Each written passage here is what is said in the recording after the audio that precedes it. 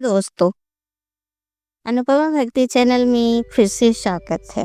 अमरनाथ अमरनाथ यात्रा, जहाँ स्वयं शिव अमर कथा सुनाते हैं। हिमालय की गोद में बर्फ और मौन के बीच एक ऐसी गुफा जहाँ मृत्यु भी हार मान लेती है। कहा जाता है यही भगवान शिव ने माता पार्वती को अमरत्व का रहस्य सुनाया था।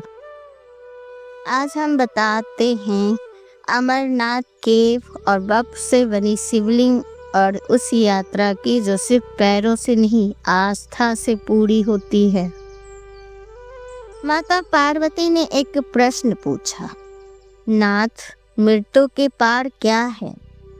शिव ने अमर कथा सुनाने के लिए उस गुफा को चुना जो रास्ते में नंदी का छोड़ा, सांप, चंद्रमा, भस्म सब त्याग दिया और गुफा में पहुंचकर सबको नष्ट कर दिया,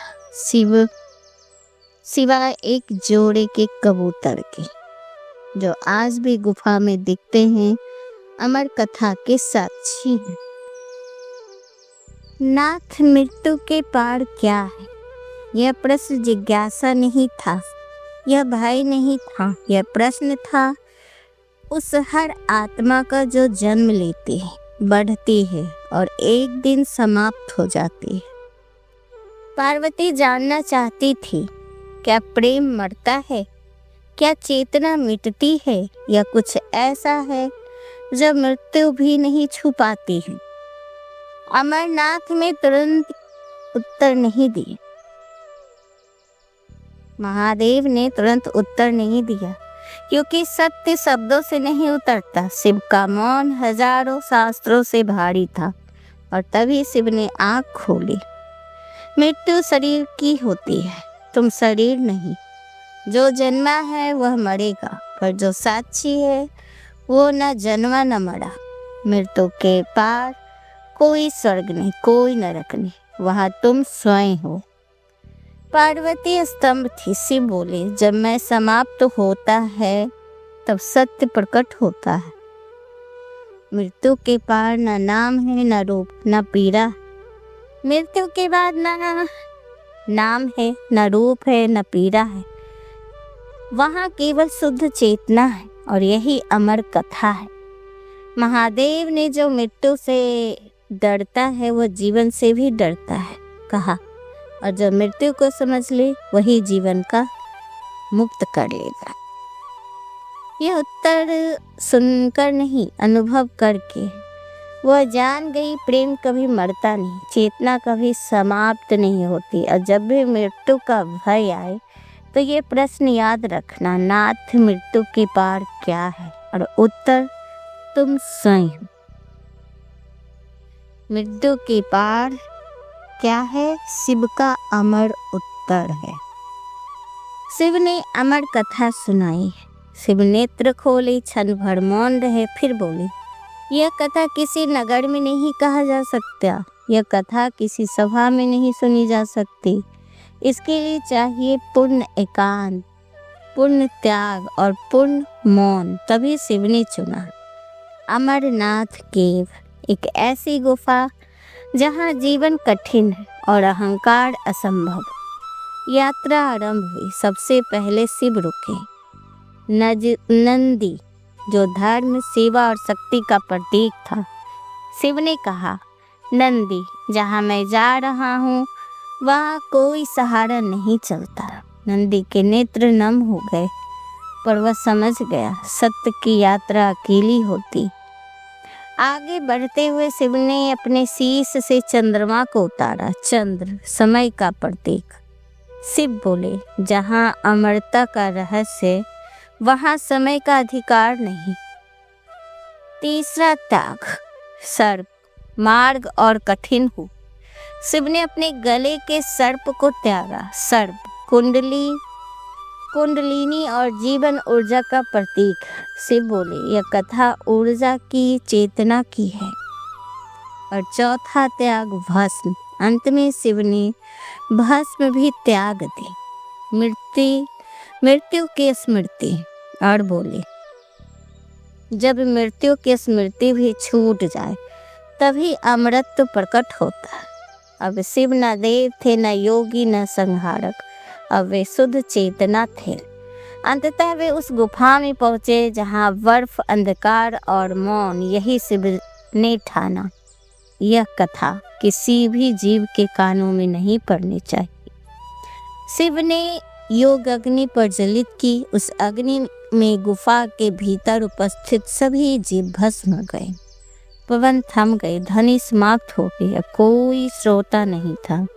शिव संतुष्ट हुए, पर शिव नहीं जानते थे, या शायद जानते थे, गुफा के एक कोने में एक जोड़ा कबूतर ध्यान में लीन था। वे न हिले, न डरे, न भागे। उन्होंने अमर कथा सुन ली और यही से मान्यता हो गई कि वही कबूतर अमर हो गए। आज भी यात्री को अमरनाथ गुफा में कभी कभी दिखाई देते।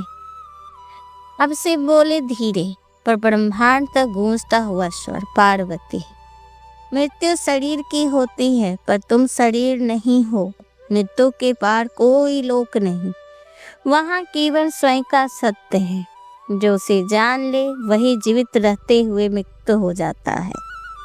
पार्वती कुछ नहीं कहा, क्योंकि कथा सुनी नहीं जाती, जी जाती। उनकी आंखों से अश्रु बहे, भय के नहीं, स्मरण के।